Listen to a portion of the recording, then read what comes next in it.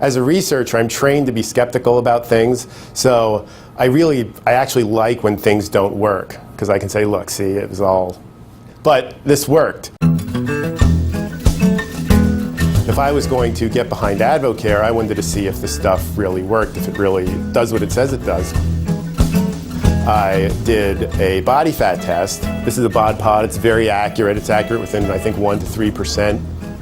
I think I was 18.7% on the first day.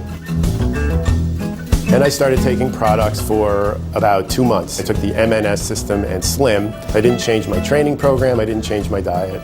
And then I did another bod pod test, and I noticed it had dropped maybe 2 or 3%. And that's pretty impressive for not really having changed anything. I changed my exercise program up a little bit.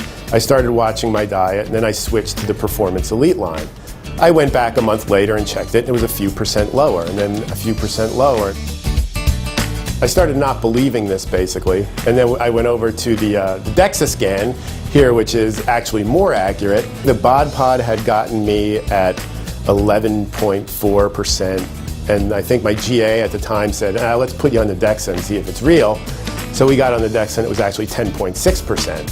So a couple weeks after that, which was actually just a week ago, was right around 20 weeks, it was at 9.0%. And I think that translated into about an 18-pound fat loss and a 9-pound muscle gain. And the fat loss itself it's impressive, but it's not terribly impressive. You know, people lose 20 pounds of fat all the time.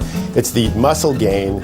To be able to gain 10 pounds of muscle at 43 years old, for somebody who's already regularly resistance training, it's very impressive. That's a pretty profound change. And that I've done those kinds of behavior modifications before, where I've changed my diet and changed my exercise plan, and it never resulted in those kinds of changes.